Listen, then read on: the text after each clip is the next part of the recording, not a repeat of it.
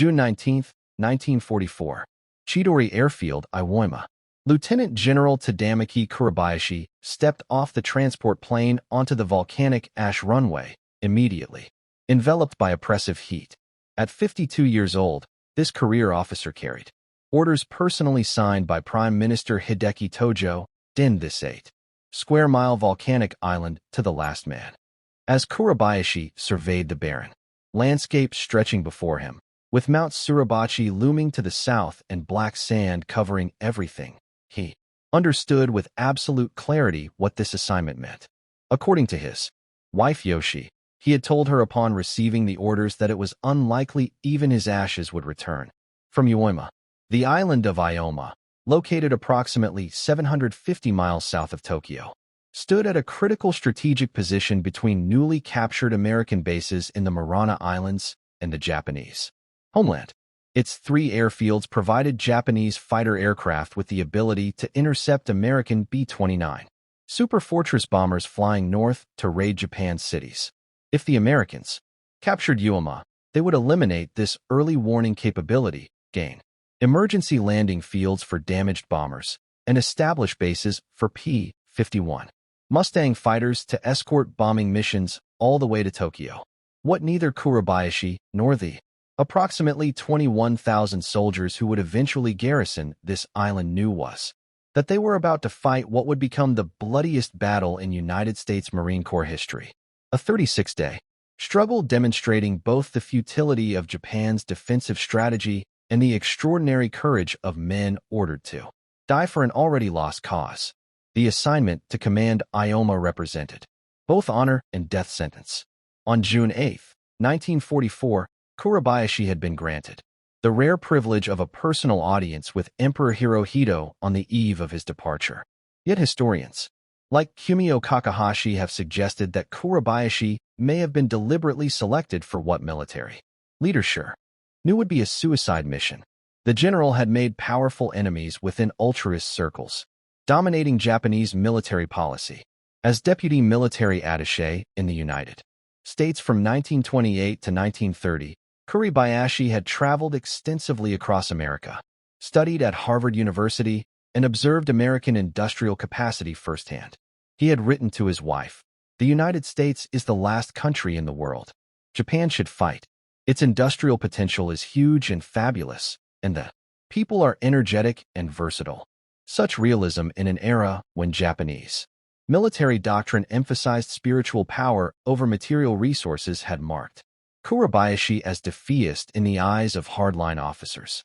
Despite his misgivings about Japan's war, Kuribayashi approached his assignment with characteristic professionalism and innovation. He began his inspection of Iwo Jima's defenses and immediately recognized the futility of traditional Japanese defensive doctrine. The garrison had been digging beach trenches according to standard practice. Defend at the water's edge, contest every landing, die gloriously on the beaches. Kuribayashi ordered this work stopped immediately. He had studied American amphibious assaults on Tarawa, where Japanese beach defenses had been obliterated by naval gunfire before Marines ever landed.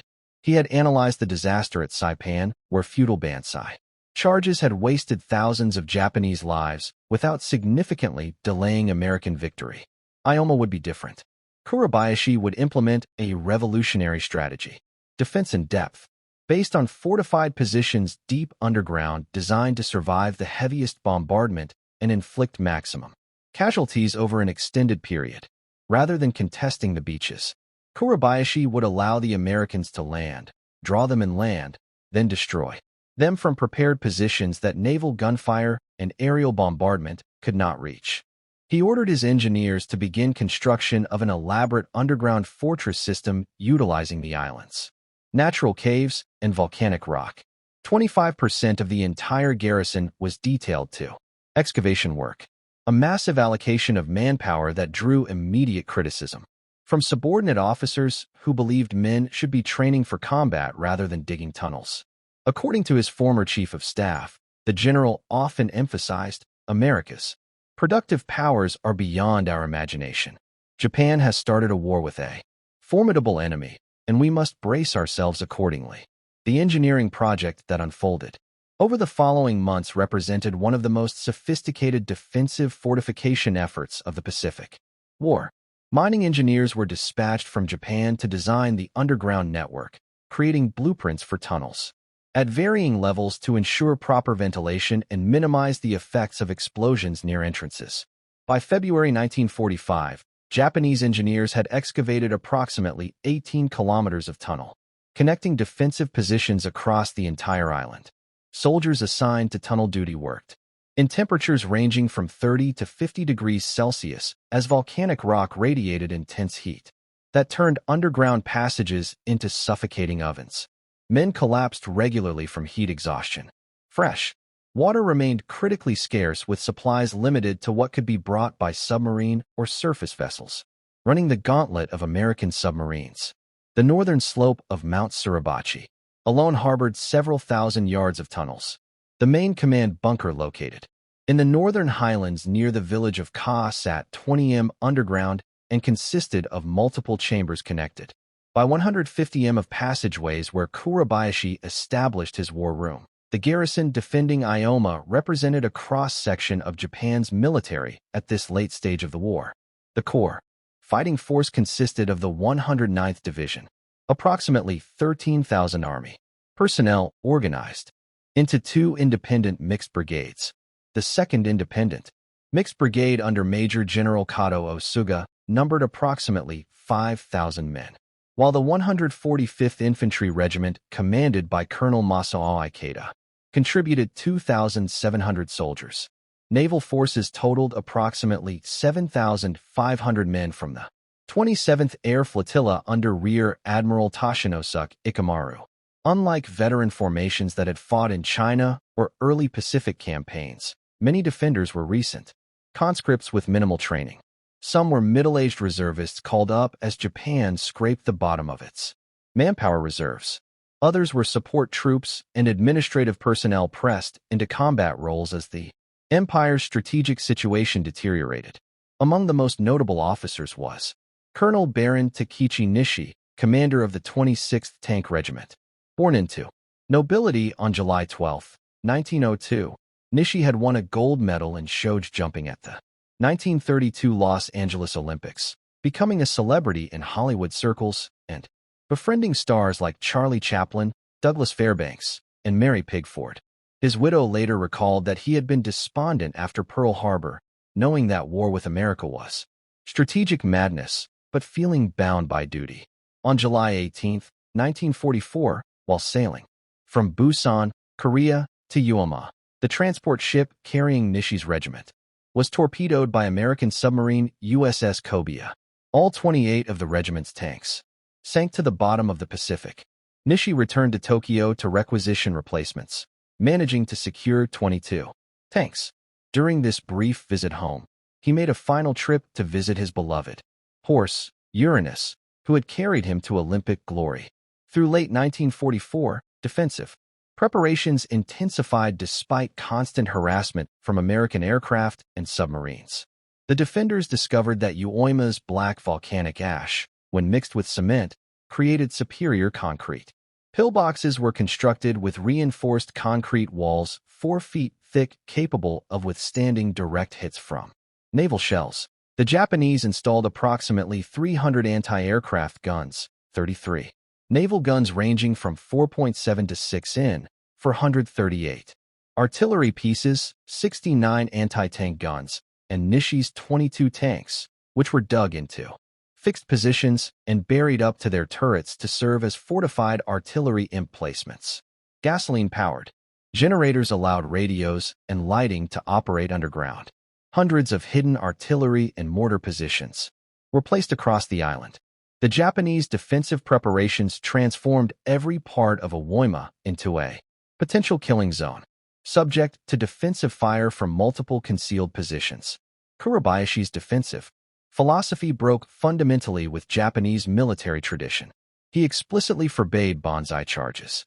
Such mass frontal assaults had characterized Japanese defensive tactics throughout the Pacific War, with soldiers launching suicidal attacks that fulfilled cultural expectations of honorable death but accomplish nothing militarily.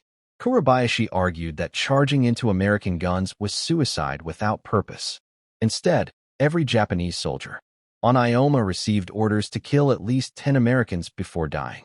The goal was not victory, which was impossible, but maximum attrition.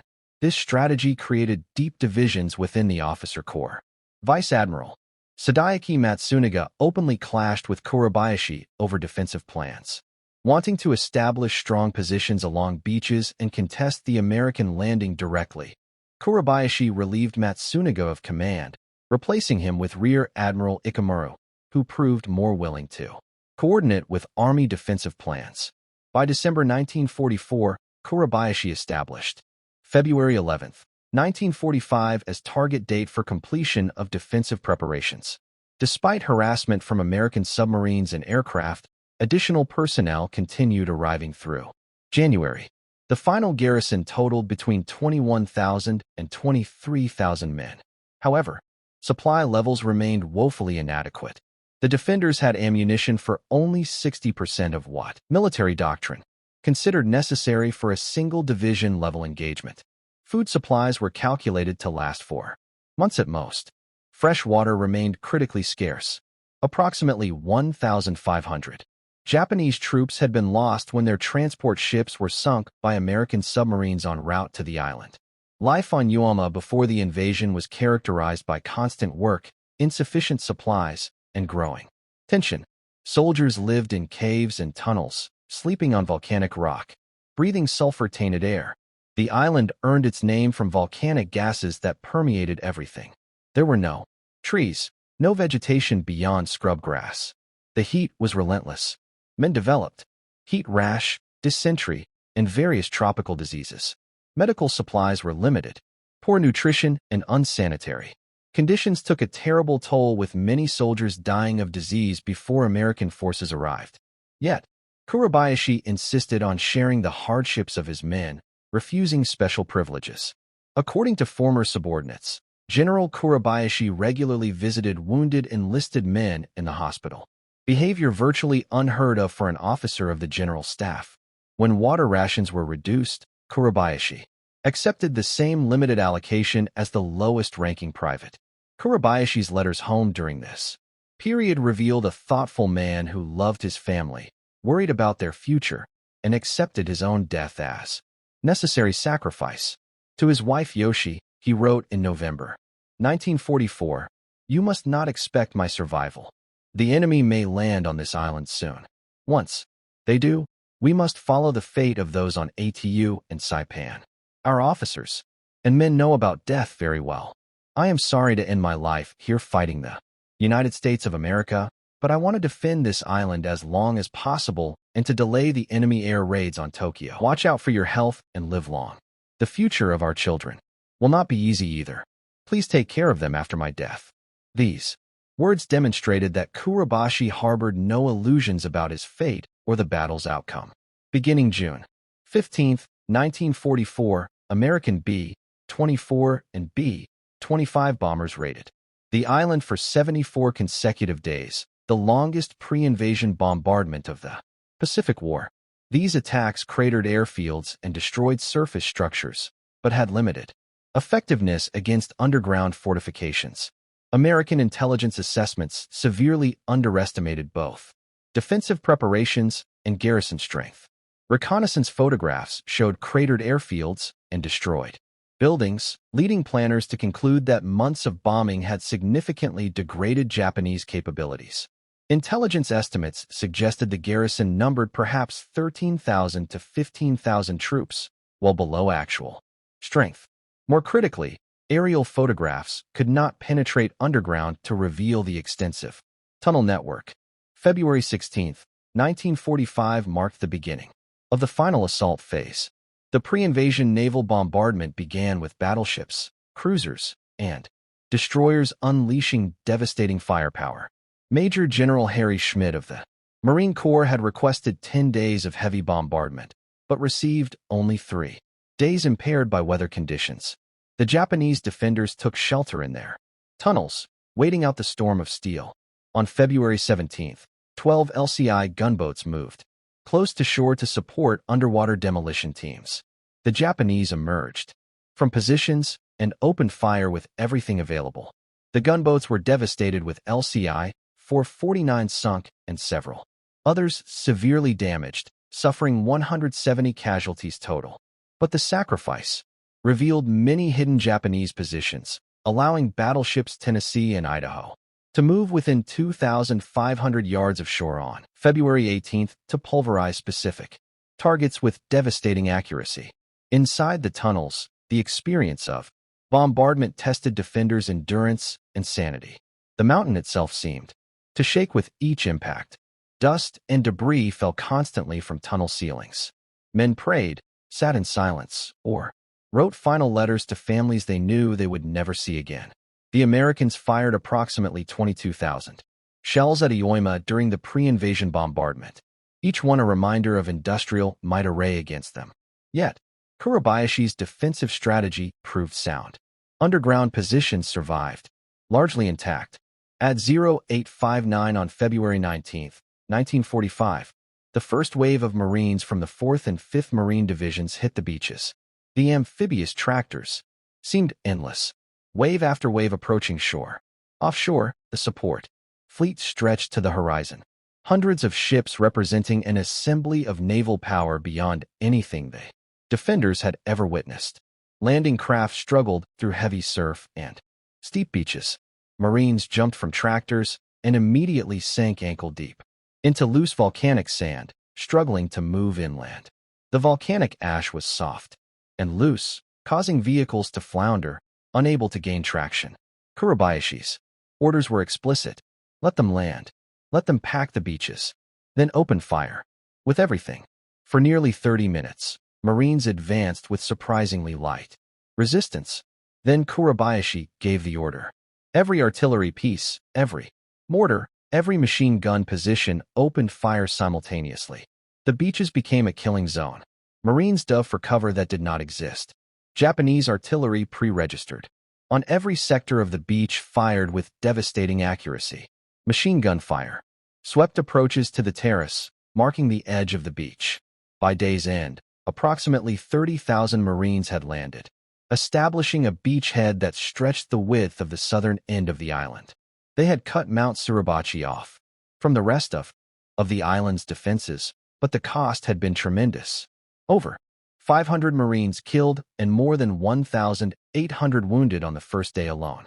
That first night, Marines prepared for the massive bonsai charges that had characterized previous Pacific battles. But Kuribayashi's orders forbade such attacks. The night passed with only minor probing attacks, leaving Marines confused but grateful. The battle for Mount Suribachi began in earnest on February 20th.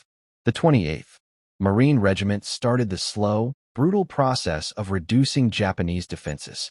Marines advanced yard by yard, using flamethrowers to clear bunkers, explosives to collapse tunnel entrances, grenades to kill defenders in pillboxes. The Japanese fought from prepared positions, falling back through connecting tunnels when positions became untenable, emerging to fight again from new angles. Colonel Kanehiko Itsuchi, commanding the Mount Suribachi garrison of approximately 1,800 men, conducted the defense with skill and determination.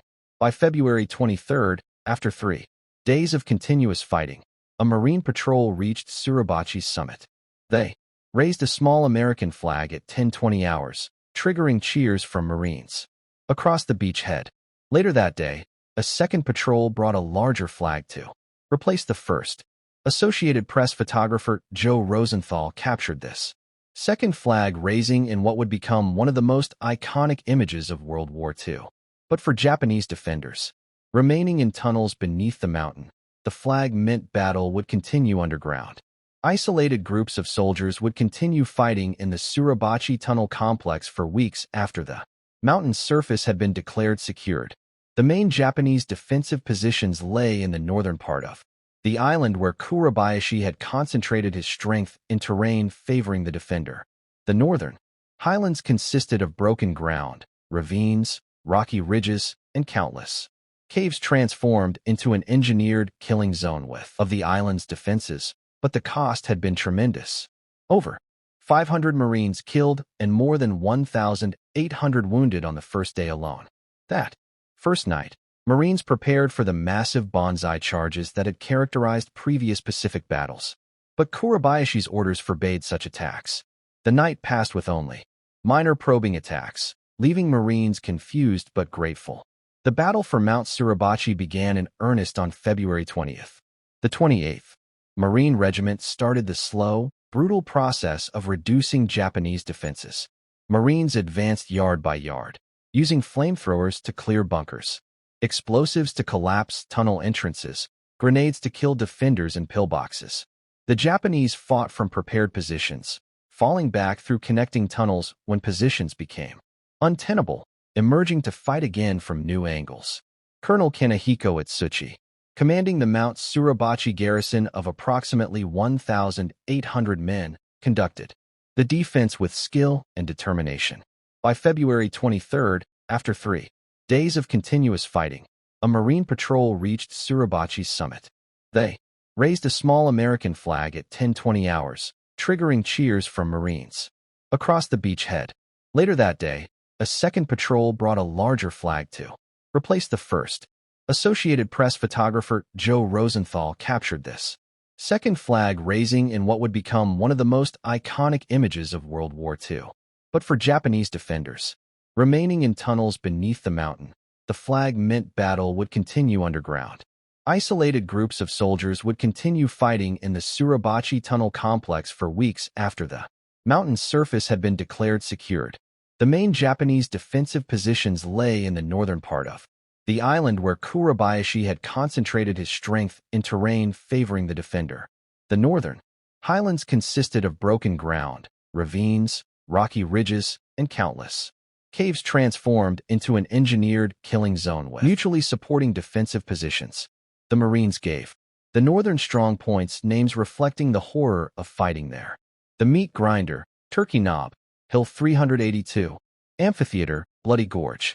Each represented a complex of fortified positions that had to be reduced through direct assault. The 3rd, 4th, and 5th Marine Divisions attacked these positions simultaneously, advancing slowly against fanatical resistance. The fighting in northern Ioma introduced American forces to the full horror of Kuribayashi's defensive system. Japanese positions that appeared destroyed would come alive with renewed fire hours later as defenders emerged from tunnels to reoccupy bunkers.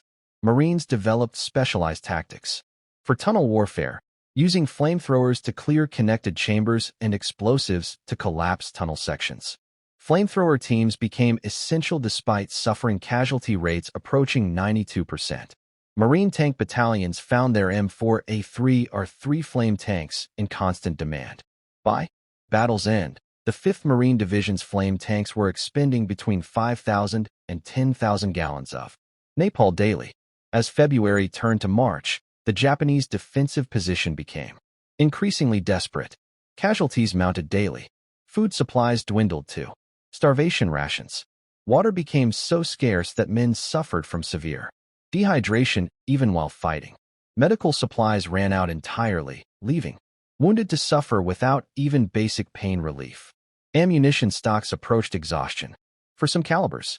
Yet the defense continued. Kuribayashi's strategy of maximum attrition was working. American casualties had already exceeded all pre-invasion estimates.